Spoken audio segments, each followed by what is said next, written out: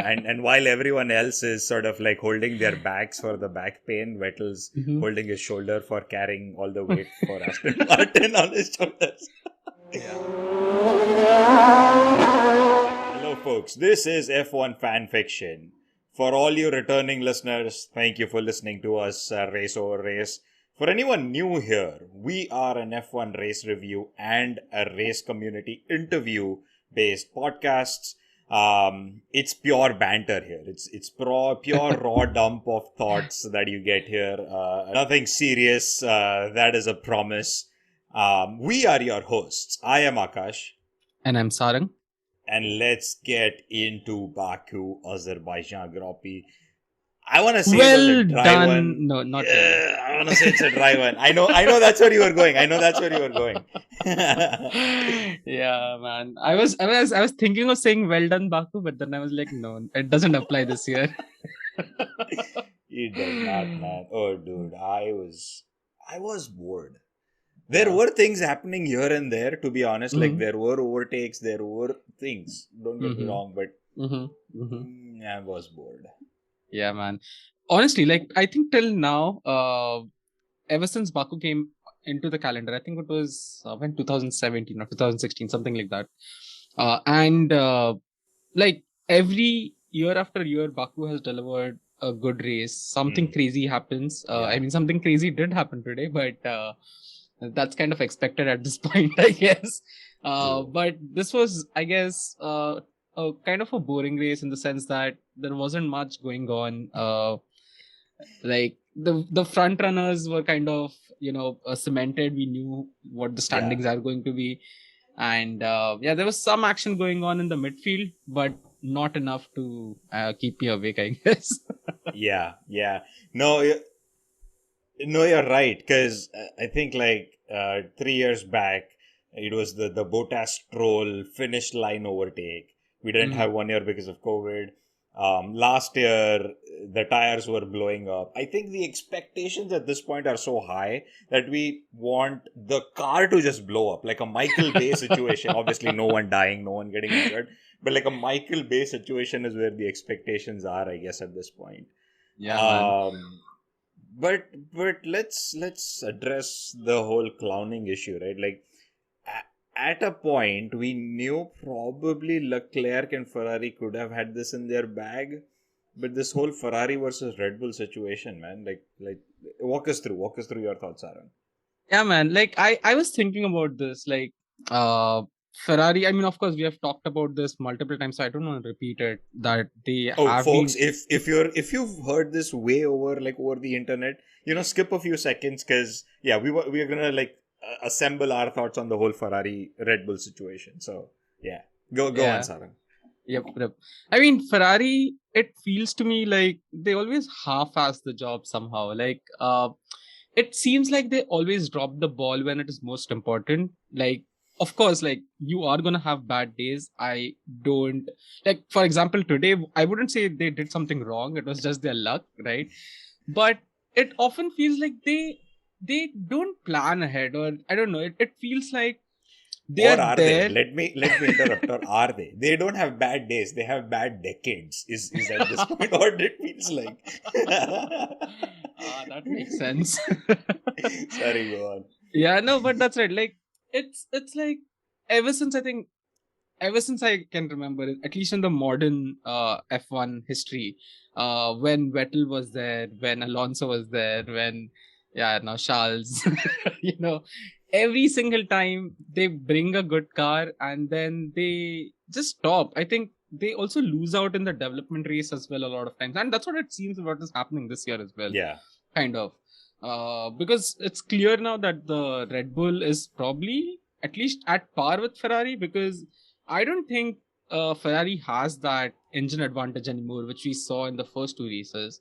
Right. Uh, and somehow, like Red Bull always ends up at the top, like one way or another, don't they? There is an interesting stat, at least for this season, which is um, Max has won more from Charles's pole position than Charles has won himself. I mean, we're seven Oh man, races or you're right. somewhat whatever in, but that's just hilarious. But no, man, I was going through some of these straight line speeds, right? Like I don't have Ferraris, but I'm assuming it's Mhm. going to be in the same ballpark. Um, but during the free practice three or slash a Q1 is when these guys were talking about it, Crofty, on the commentator box, which was Mercedes. They showed was going around like 320 ish. Alpha Tauri a 330. The Red Bulls were an insane 338 is what they clocked on those Oh. straights. So I'd love to see what Ferrari did. I'm probably sure the data's out there. Folks, comment down below to like let us know what it was. But it's insane that even between Alpha Tauri and Red Bull, like that 8 kmph delta is, I guess, like just too much. Mhm. Yeah. You know what? Yeah, I mean, I don't know, man. It's very weird to me. Like it feels through free practice and quali and everything. It looks like they have a very fast car. Yeah. Like the qualification clearly shows that. Uh, lap after lap, like sorry, race after race, like Leclerc has been getting the pole position. But what's the use if you can't finish the race, right? Like, Yeah. Yeah. uh, Yeah. you gotta finish the race, right? Like, I don't understand, man. And like, I'm irritated at Ferrari at this point because they're robbing us of a good championship. Like, it seems True. like it's just slipping away from their hands. Ferrari is sorry, Yeah. Red Bull is just going to swoop in and take it away. That's what it feels to me. Like, man, True, yeah. true. And even the commentators yesterday were like, hey, this is it's Leclerc's race to lose, and this is like even when the mechanics are on the track, and it's like it's Leclerc's race to lose. A pole position does not guarantee a win, and I'm like, sure, that's true, but you're already adding the commentator scores at this point, and obviously Ferrari's gonna double down on it because it's Yeah, their team and they want to do it. Um, but it's yeah, crazy. It's man. crazy. Red Bull definitely, hands down, taking super advantage of the whole situation. So kudos to them. Um, I wanna ask this, and this is something very interesting uh, that I noticed was they left their pit wall and were gone. There was a I was shot just where about they to were bring gone. that up. It's like something happened, shut her down. I mean, half of them maybe flew to Canada already. I like. It is ridiculous. I saw some photos on Formula Dank on Reddit. uh, And at first I thought that was just a joke, because of course it's Formula Dank. right. But then I like started looking on Twitter and stuff, and it actually happened. By lap 46, they left. It's crazy. It's crazy. Oh man, yeah. But I think I guess they're deciding how to fuck up the next race, probably. We Pre-race started debrief and early. post-race. Sorry, pre-race discussion and post-race debrief. How do we innovate these folks? The next one. I have this conspiracy theory that Mhm. Ferrari runs on Tifosi tears because That's a because nice one. like see they collected so many tears through the last few years that they were able to perform so well in the first few races, and they probably ran out of it now, so now they're No, I retreating. this makes full on sense. I agree with this. You know how? So uh, right before, like now the tiers are being collected. So mhm. FP 1, 2, 3 and qualifying they do brilliant. But then they are so happy that there are no tiers left to pump that car during race. That makes sense. I think they should turn it around a bit. Like fuck Sure. up in FP1, FP2, FP3. Ferrari, we just solved your issue for years. Come on. That's it. So easy, man. Hire us. Contact us at f1fanfiction.com. But okay, talking about it a bit more seriously, there Uh-huh. definitely is something going on with the Ferrari engines. I don't know what, but clearly there is some theme here. Is heat got anything to do with it? Like, it seems Mm. like in Spain they had the same issue and Spain was incredibly hot. Mhm. Same thing with Baku. Like the commentators were also saying that the track temperatures are rising a lot and it's quite hot outside. Interesting. So it's and it what happens is like the same thing happened in Spain as well. Like uh Charles had the engine failure, Zhou had the engine failure. Similar pattern this time as well. Like, Yeah. and it's like flies dropping from the sky, right? Like Yeah. it's almost at the same time as well. And Yeah. that's super suspicious. I don't know. It seems a bit weird. That's an interesting theory. I think like going ahead for the next few races, we could sort of start monitoring Ferrari's behavior with how all of this is going. Mm-hmm.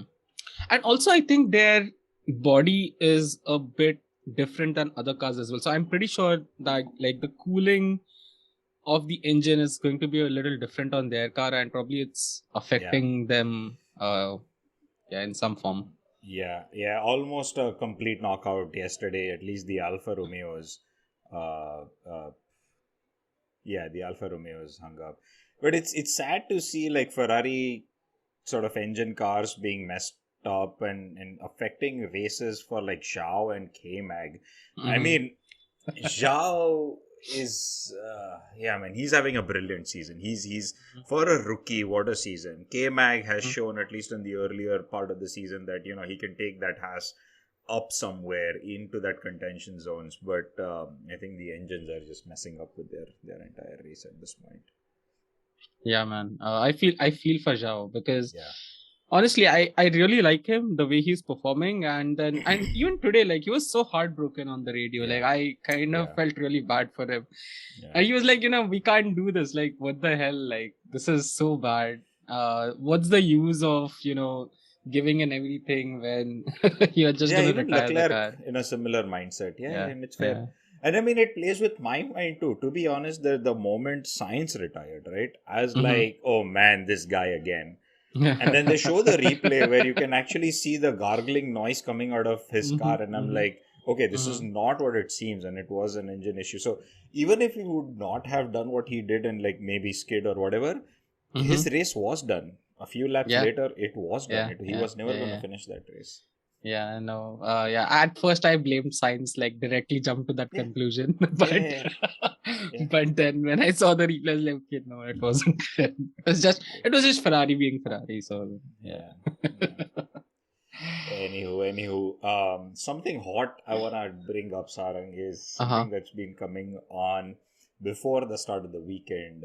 Ben Sulayem, if I'm pronouncing that right, was bringing in his expertise from his racing career to talk about the fact that the sport drivers should not quote unquote voice their opinion. Yeah. Your thoughts on the whole weekend and how it unraveled on his comment there?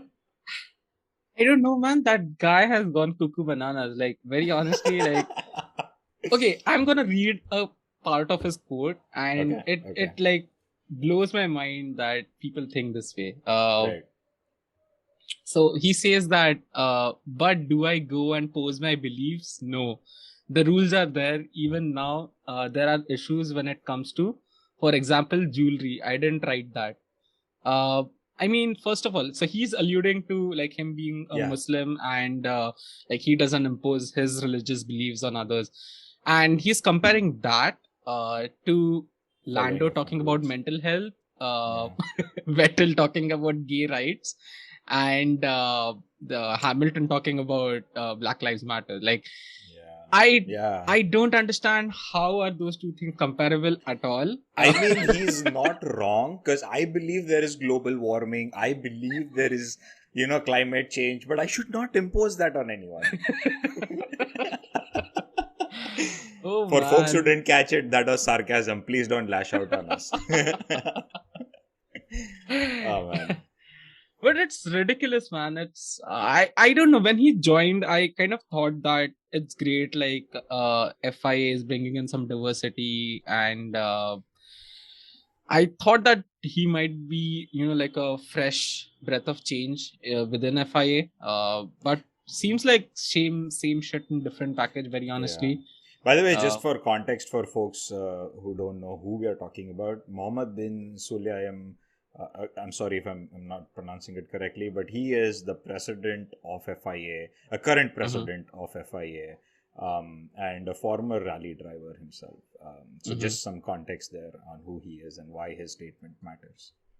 Yeah, and it definitely matters because especially I admire all of these drivers who have come out and stood for what they believe in, because it helps, man. Like Yeah. genuinely it does help. Like representation matters, and only when you see the top people talking about the issues, I think it like helps you, I guess, and it's important.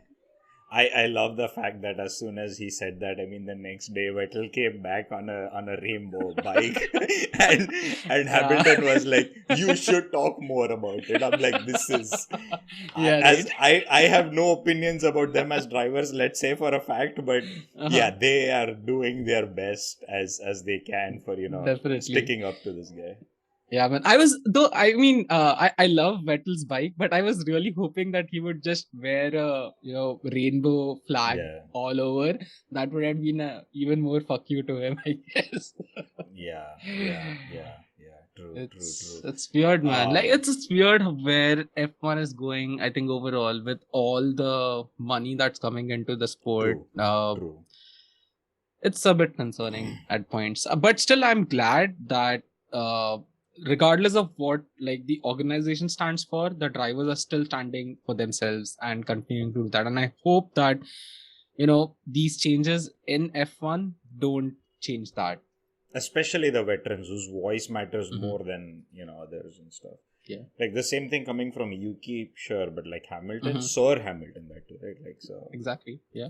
Yeah, man. But speaking of Hamilton, Sir Hamilton, I think the age is catching up on him, or is it the car actually having issues? Oh man. That video of him walking back for folks who are Indian and who know this ad, the first thing that came in my mind was the Move lotion ad, which sort of relieves you from back pain. And I'm thinking of how do we make this into a meme, Move aase aha tak sort of thing. but Yeah, I can see that. but Oh man. man, it's crazy the porpoising on some of these cars. It's crazy. Yeah, man, and it's I mean there's a lot of controversy about this as well. Yeah, I guess like of course when the season started we could see that most of the cars were bouncing around and like most of the people were suffering from this, but it seems like particularly Mercedes in general is still suffering from it a lot, yeah, and they probably seem to be the only team who are affected so much. I mean of course McLaren as well is a yeah, bit, and so is Ferrari as well, because if you like see the video footages, like Charles is generally just yeah, bouncing around here and there. yeah, yeah, Uh, yeah. but but it the controversy lies that Toto has been, bad mouthing FIA in the Hmm. press, saying that FIA is causing this issue because of the rule changes that FIA introduced. Yeah, Like the drivers are, facing this porpoising issue, which is also affecting their health and everything. But the real question remains: why are you not sacrificing performance in favor yeah, of driver yeah, comfort? yeah, yeah. I know this is good, and even Lando on that famous post race paddock interview that he does Mhm. every race, he said they could just raise their car height if they want to, right, to solve this issue. So I guess they want the cake and want to eat it too. That the famous saying, right? So it's Exactly. it's it's that. I mean, Yeah. they for the Yeah. third and Yeah. fourth position that they got yesterday, sure, because Hmm. of certain situations too, but that's the price you have to pay. Hmm. And the fact that they are going, and I don't want to sort of box side Mercedes at this point, but the fact that the whole discussion is going to regulations, I Hmm. don't agree to it. Hmm. Like, it's a rule. You are super engineers at this point for all Yeah. the car tech that you bring. Solve it, right? Exactly. And to add to that, I feel like some teams have probably spent a good amount of their budget already to fix it, and now going back and changing the regulations is sort of unfair to them, because it's eaten up from their sort of fixed allocated budget, right? Sure, 2023, if US super engineers still think this is an issue, next year we bring in the changes. Hmm.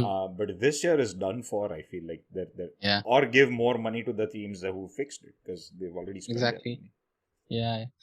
No, I think this is just, gaining an advantage somehow or another. Goes back to, what we talked about Red Bull. And Mercedes also kind of does the same thing, that they want to, win anyhow. It doesn't matter. Yeah. And this is just part of it. Basically, just Yeah. try to gain an advantage over other teams, so Yeah, that yeah, they yeah. don't have to invest money in fixing their issues and just ask daddy for help. Yeah. Even I think Christian Horner said, right, like if I were Mercedes, I would have told my drivers to cry out as loud as possible. And So, okay, and let me point this out a bit, and maybe I'm completely wrong, and it's not true, but today it felt to me like what Hamilton was doing after getting out of the car was kind of flavor of that. yeah, Maybe he was really in pain. maybe. I'm not saying that he wasn't, but I don't know. It felt a bit too intentional to me, Yeah, the way he yeah, got out of the car and everything. And we have seen him do things like this before. Like mind games is a big part of his, true. whole thing. So I The don't know. only place where I want to give him that advantage and benefit of doubt is Mm-hmm. we've seen Ricardo also come out of the car in a similar fashion. And during one of the straights, during the end of the race, somewhere towards the end of the race, the commentators were like, "This is an effective of 6 Gs that they face on the car," and I'm like, "That's bad for a 1.4 mile straight. If that is accurate, then that's bad." Right. Yeah. And what was worse was I've never heard the car sound like a diesel engine sort of thing, like when it's going on the Right. straight. It's bad. Yeah. So It's actually bouncing on the ground, like quite literally bouncing on the ground. yeah, And that's what the noise is from, right? yeah. It's very interesting. Like, I've never seen It's something like funny. that before. Yeah. Green Uh, and for multicolored basketball balls bouncing around the track, sort of thing. Yeah.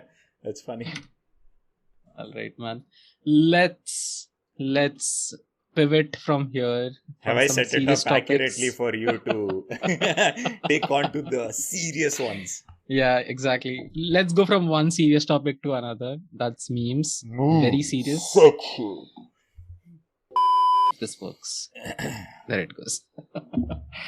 All right, let's take it up. Let's look at the first one. There it is. Hamilton in his Mercedes. That it's a gif of. Oh Oh my god. man, James made Yeah, a bumpy car, dude. This is so accurate. Man, I just love Right. watching this. I can watch, instead of watching the Baku race, I could have just watched this gif throughout it. I don't know. Anyways, True. let's go to the next one. This is this is basically just water leaking from a tank, and Alpha Tauri's engineer, just slapping a tape on it, like the famous that's flex it. tape guy. Oh man, that was a hilarious situation. I mean, for a second, I actually, because I was watching on Hotstar and I could pause it, I actually paused and literally ruffled. I'm like, what was this? What did I just watch? Anyways, Oh this is man, yeah, hilarious. it was super hilarious. And okay, for folks who are on audio, we also post links of these memes in the show notes, so check it out in the show notes. Yeah. Let's take a look at the next one. This it's a photo of 3 monkeys sitting like with all 3 Ferrari engine cars, like Ferrari, Alfa Romeo, and Haas. And Haas and Alfa Romeo asking Ferrari where power. This I is love hilarious. this, man. Dude, I love the internet, man. Okay, what's next? Today's race was one of those races where the memes are better than the race, I agree. I gotta give it to you. I agree. Okay, let's take a look at the next one. Oh, dude. It's basically a crying mask. landfill. Yeah, the crying. Dude, I love that filter, man. Yeah. It's been plastered all around the internet, but I love the heck out of it. True. It's photos of basically Charles, Sainz, K-Mag, and Zhao with the crying face. And a dumpster with 2 Ferrari cars on it. So there you have it. Jeez, man. All right, I think this is the last one. Let's see if we have another one. Oh no, that's it. That's a good summary of the weekend, man. That was exactly what happened yesterday. But I wanna come to the famous engineering section that we saw. The super genius engineering of duct taping is the forever solution. For the first time, I think this could have happened at least, and it doesn't come to my mind. Mhm. Because what, in the past 15 years, I don't remember when this has happened that I've been seeing the sport. A black and orange flag. That was Yeah. that was an interesting one, right? It was very interesting. Like, of course, like first when we saw Sonoda's DRS like half opening, at first I think even the commentators thought that it broke off. Yeah, And that's what it felt like. But like when the DRS closed, it became evident that only half of the DRS is opening, which is again kind of weird. So it seems like probably that one of their actuators broke or something like that. I don't know what yeah, exactly yeah, happened. yeah, But FIA bought out the black and orange flag. Again, see, I misspoke because I don't even remember when the last time I saw this flag, yeah, honestly. yeah, But this black and orange flag seemed like a very harsh penalty on Sonoda. Like, yeah. Right. it was very weird, and even the commentators were confused because it essentially was like a stop and go penalty, right? Like where Yeah, he had to yeah, go yeah, in, he had to wait there for like 10 seconds and then go out again. And that too, by the way, the solution was duct tape. Like, yeah, what the fuck? What did yeah, it achieve? I don't understand. yeah, How was yeah. it any better? It's just and then the same thing, right? Like, don't use DRS. Yeah. Yeah. So they could have Um, achieved the same thing by just saying that. Don't use DRS and that's it. I only feel that this is probably them being overly cautious, because if the half's broken, maybe the other half could also break, and if someone's in the wake of the car, it could sort of Mm. create an issue for them. Or yeah, so Yeah, I man. don't But duct know. tape. Oh yeah, the solution's super engineering at best. Um, but Oh, folks, man. check out for a YouTube short slash TikTok slash Insta reel that we're going to be doing on this topic, where we will explain what the black and orange flag is and what actually happened in a minute. Mhm. That is what we'll try to at least summarize. Um, yeah, dude, it was more of a penalty for. Actually, while I'm saying this, right, this thought is again Mhm. coming to me, which is there's a problem with the car, which the driver ended up facing a penalty, quote unquote penalty for. It wasn't actually Mhm. a penalty Mhm. for him. Mhm. And his position in the race dropped, which affected him. Obviously, it Mhm. all cumulatively affects the team as well. Mhm. But I'm still thinking, right, at some level, teams should also be penalized for something like this and not just the driver. Yeah. And this all goes back to the whole discussion of Ocon and Alonso blocking everyone. That, Mhm. Ocon said that it ends up affecting other drivers and not the driver who makes the mistake. Mhm. So, Right. anyway, I just went on rambling here, but it's a need for an overhaul in the whole situation. Yeah. Anyways, moving on. Yeah. But anyways, like since we're talking about black and orange, let's talk about McLaren. I see how you make the connect of a black and orange flag to an orange car. Sure, talk about it. What was going on the radio with Lando and his engineer, man, and Ricardo and his engineers? It was so cringe. Like, first of all, like It it was. was. I don't. I could feel the third hand cringe, like while they were talking, like, "Hey, by the way, should I be allowed to overtake him?" And he's like, "No, wait." Like first, Ricardo was saying that, and then again the same Yeah. thing opposite when Lando was behind Ricardo. Yeah. It seemed a lot weird, like Sad. everything. I don't know. Sad. There's some trouble brewing there. There is. I say it's sad because yesterday, for a change, Baku, Hmm. I felt that the old Daniel was back. I was Yeah, genuinely yeah, having fun yeah. watching him. Though he had had a pit stop, he was up all the way to P4, overtaking Hmm. Ocon, and Hmm. he was having a good race. He had a better pace than Lando, but he wasn't allowed to overtake, and that goes back on Yeah. his historical, stint at McLaren, that you don't trust him. Right? Mm. Is what it felt like. Maybe something else Yeah. is going under the hood, but you don't trust him. And then you're right to point out, like, towards the later end of the race, Lando wasn't allowed to do this.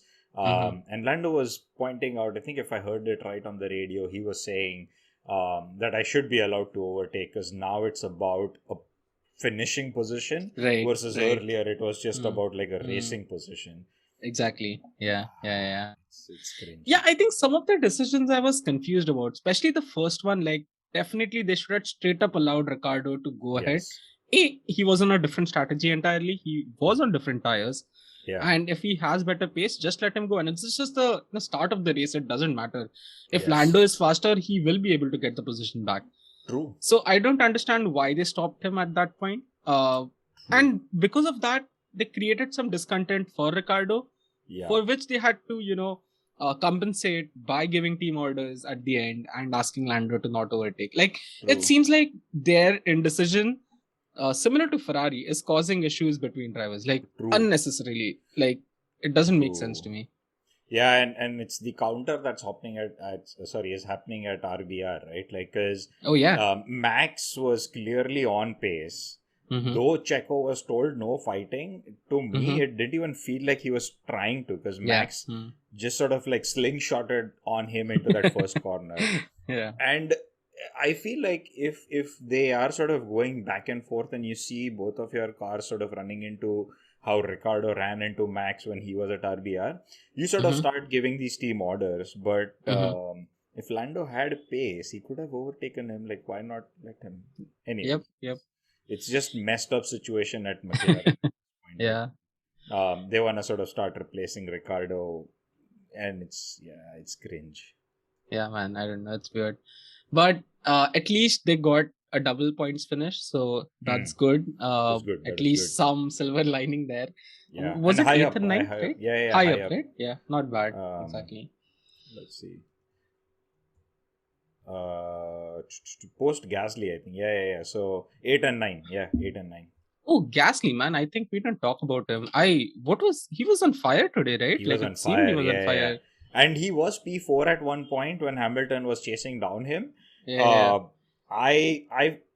okay with the fact that he was being told like not to fight Hamilton and be settled. Like, they'd be very happy with the P5 as well at that point and not affect like the race point that they were probably gonna get for a position. Overall, brilliant drive.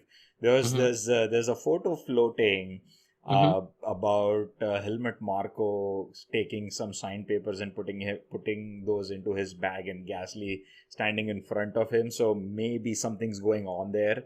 I don't know. If that is, then maybe that's the motivational boost that he was waiting for. But overall, yeah, he's plowed through the weekend. Yeah, I think it's like return of Gasly. That's what it felt like to me, because in I think recent few races, Tsunoda was ahead of Gasly, and it seemed like Gasly hasn't found his mojo. Like what we have seen him through the last couple of years, where he has had some really great results in the past. I think he's back. I think he's there now, and I hope that he continues with that. But honestly, I mean, I'm kind of going on a tangent here, but do you think Gasly has future in the Red Bull family? Like, what are your thoughts? Not for the few recent seasons, at least I feel, because as long as Perez and Max are keep giving RBR 1-2 and they have a camaraderie. It's not a fight at this point. So on the outside at least, right? And as long as they have that, I don't see why experiment for something that's not broken. Yeah, no, definitely not. Why? Yeah, I don't know. Anyways, Gasly should probably though look for an outside team, because I don't think Ricardo's position. Exactly. I think he would be a great fit at McLaren. But does he want to go? Like, he's doing better in an AlphaTauri compared to... That's true. Yeah. Would he want to go? Let's change topics a bit. Let's talk about Aston Martin. I don't think we have talked about them in a while. Sure. I think there was some weird brake issues going on for Vettel during free practice, right? Can you elaborate on that?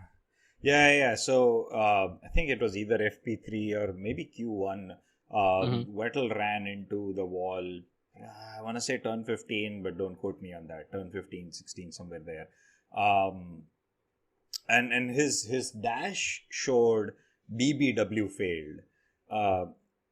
Again, we're going to do a short/reel/TikTok on this, so folks stay tuned for that. But it essentially meant his brake-by-wire failed. Um, brake by wire is a technology that sort of helps you sort of engine brake, quote unquote, alongside with your actual brakes and works in tandem with MGUK. Overall, what ended up happening was his brake failed on the rears.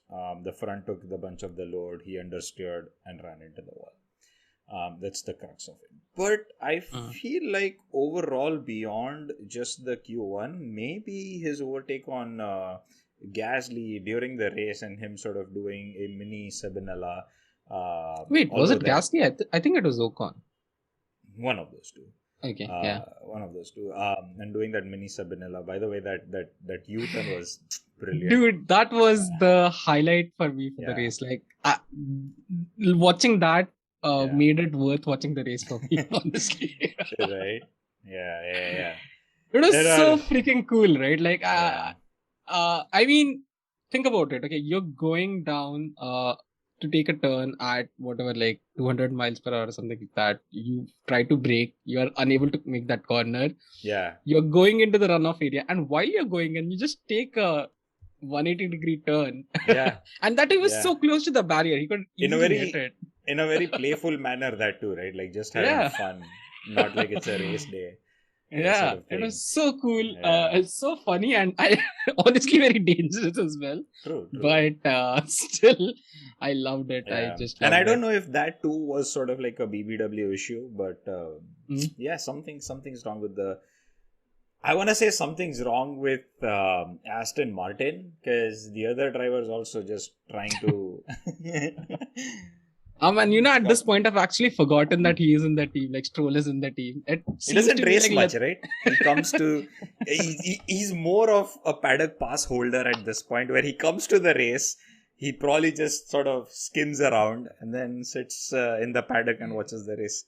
Yeah, man. I think these Canadian drivers should start their own team, because anyways, they are together, crashing together. And F1 for bumper cars. Yes, I'd watch that. Oh man. Oh, this guy, by the way, Stroll, he crashed again in quali. No, somewhere he crashed twice, right? Oh yeah, in quali. Twice. Twice. And that was so weird. First of all, he crashed.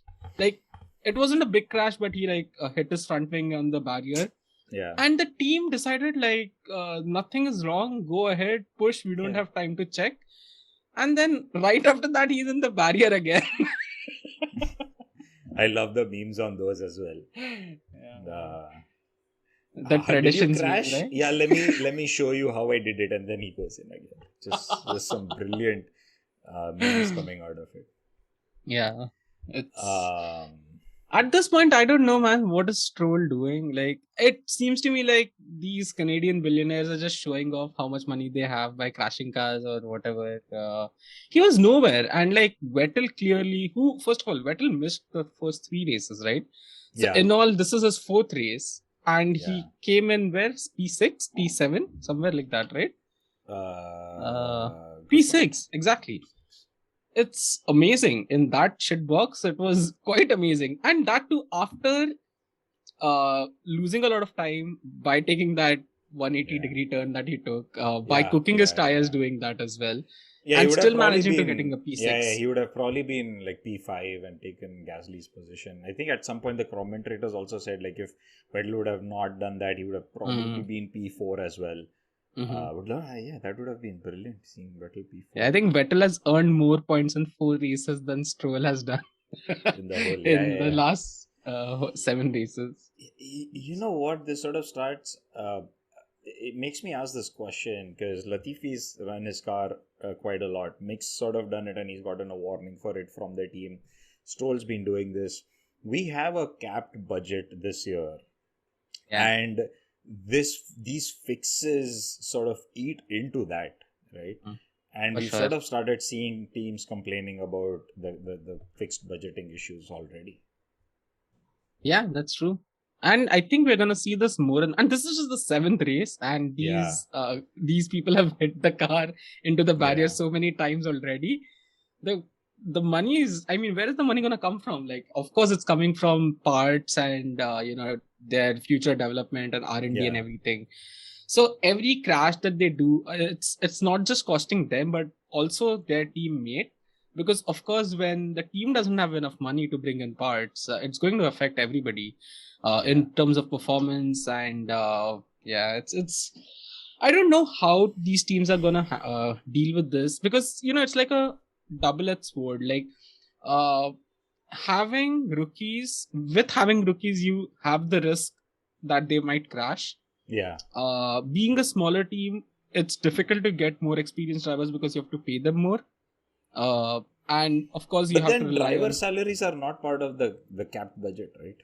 No, they are not. But then smaller teams don't have money anyways, so Yeah. they are still capped by money. So for those True. reasons, they cannot bring in drivers True.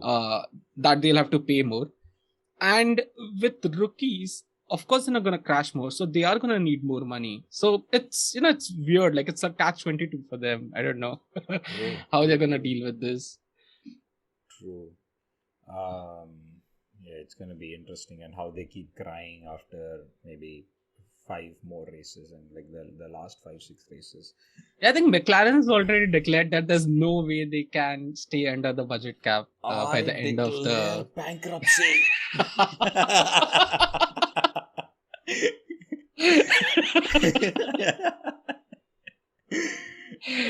Oh man, yeah. I think that's what. Oh man, I can see Zach Brown just running on the track and shouting, "I declare bankruptcy." Oh, dude. He does give off some Michael Scott vibes, doesn't he? He A does. bit.